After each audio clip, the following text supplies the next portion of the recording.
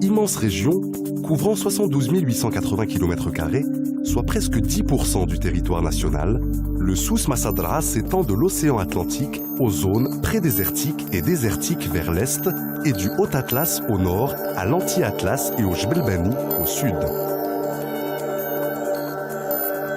Le Souss, le Massa et le Draa sont les grands fleuves qui drainent la région, le Dadès et le Tchoudra venant compléter le réseau hydrographique. Si la capitale régionale représente une agglomération de 2,7 millions d'habitants, la région ne compte que 24 communes urbaines pour 212 communes rurales. La ville d'Agadir a été entièrement détruite par un violent séisme en 1960. De ce fait, son urbanisme et son architecture sont très contemporains. Par contre, du point de vue architectural, Tjaroudanj, Tiznit, Ouarzazate, Skoura et les centres de la vallée du Draa possèdent de beaux témoins de l'histoire, remparts, Qasba et Qsour. La diversité des paysages et des écosystèmes est liée aux grandes variétés bioclimatiques. Influence océanique sur les zones côtières et dans la plaine du Souss, domaine de l'arganier et grande plaine agricole.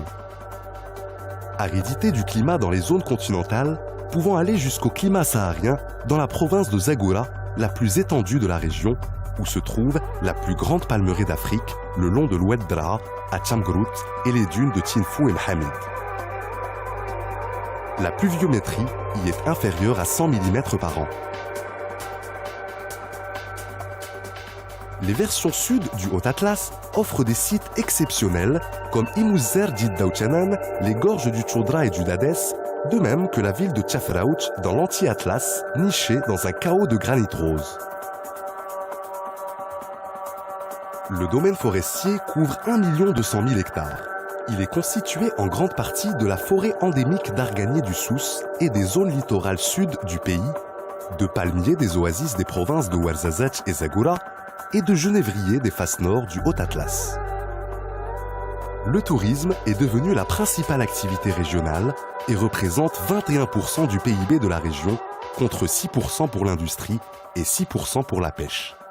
Les ports du Souss Massa sont au nombre de 3.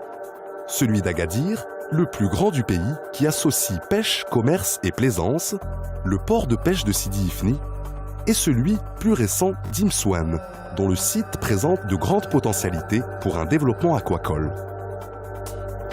L'agriculture est la réussite d'une région qui aujourd'hui et depuis des années exporte une grande part de ses productions. Si la céréaliculture représente 52% de la surface agricole utile, les plus grandes valeurs ajoutées sont dégagées par les cultures maraîchères et par l'agrumiculture en irrigué, avec respectivement 98 000 et 32 000 dirhams à l'hectare. Des cultures de niche permettent de bons rapports, comme le cactus, le safran et la rose à parfum. En arboriculture, oliviers et amandiers dominent.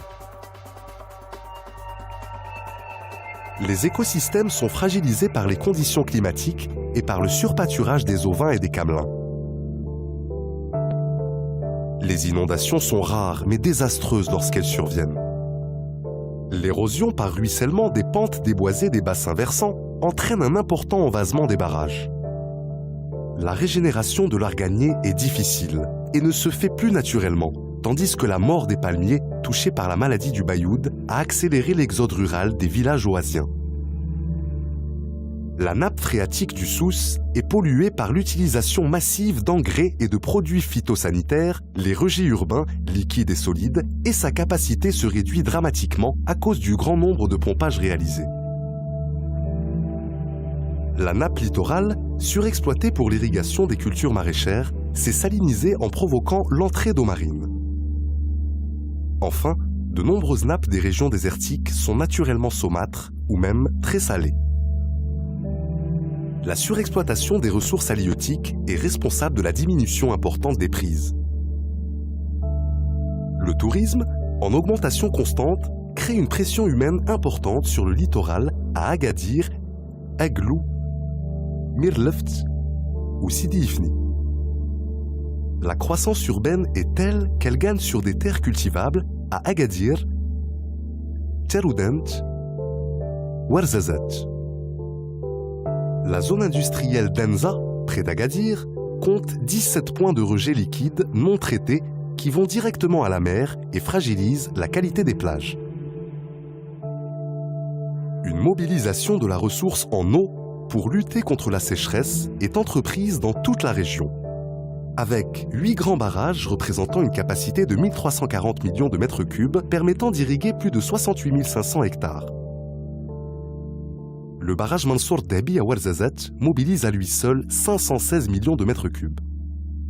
La protection des ressources souterraines faisant l'objet de 11 projets de recharge artificielle de nappes et 5 projets concernant la réutilisation des effluents de stations de traitement des eaux usées pour irriguer des golfs et des espaces verts. Les rejets liquides urbains subissant un traitement écologique. À Agadir, par infiltration-percolation sur la dune du Mzar, sur le modèle pilote de Ben Sergao. Le procédé de lagunage est installé dans de nombreuses villes moyennes. Ouarzazate, Biogra, Tiznit, Qalat Megouna et Tchafraout.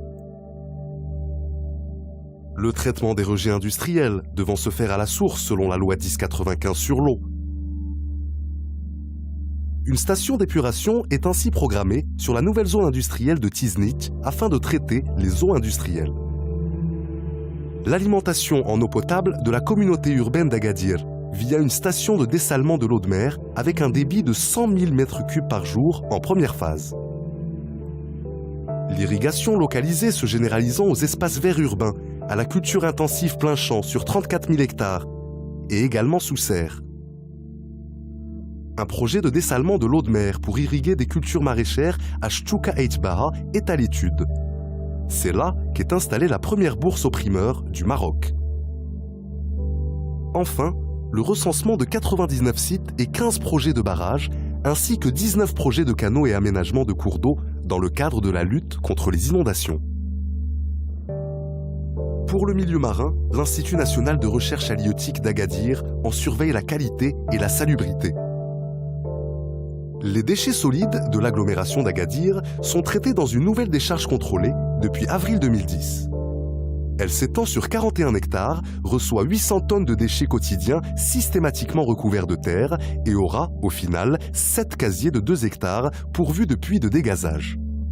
L'ancienne décharge est en cours de réhabilitation avec puits de dégazage, station de régulation et plantation d'arganiers.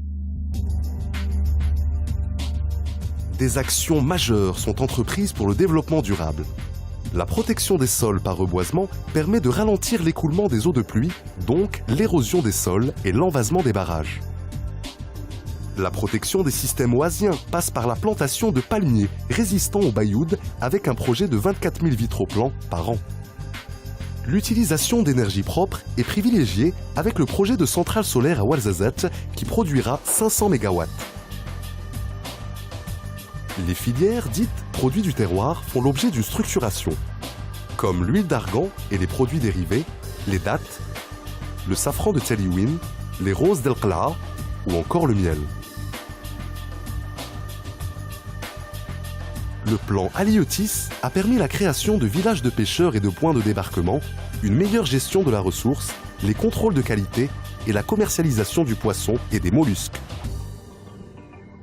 Un schéma directeur d'aménagement et d'urbanisme donne à la ville d'Agadir un aspect logique avec l'aménagement de la corniche, des abords du port, des voies de contournement, de nouveaux équipements urbains.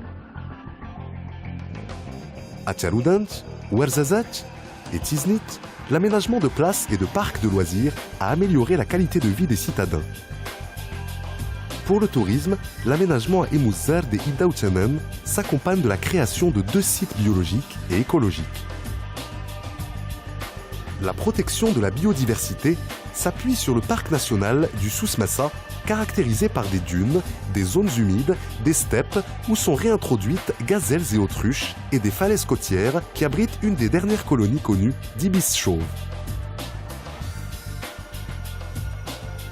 La région compte par ailleurs 9 sites d'intérêt biologique et environnemental, l'embouchure de l'Oued Massa, site Ramsar, et dans le Jbel Sagro, un territoire de protection de la gazelle de Cuvier.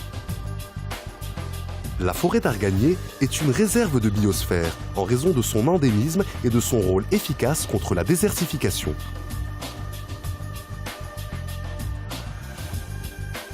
Un projet phare a vocation d'exemplarité pour les espaces de montagne. C'est celui qui revalorise la transhumance tout en préservant la biodiversité.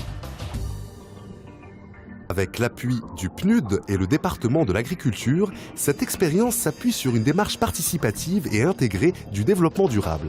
Situé en grande partie dans la province de Ouarzazate, le projet vise l'amélioration des conditions et du cadre de vie des populations transhumantes. L'insertion des activités dans un milieu naturel riche se fait par l'équilibre entre l'homme et son environnement. Le respect de la biodiversité est un élément essentiel du projet.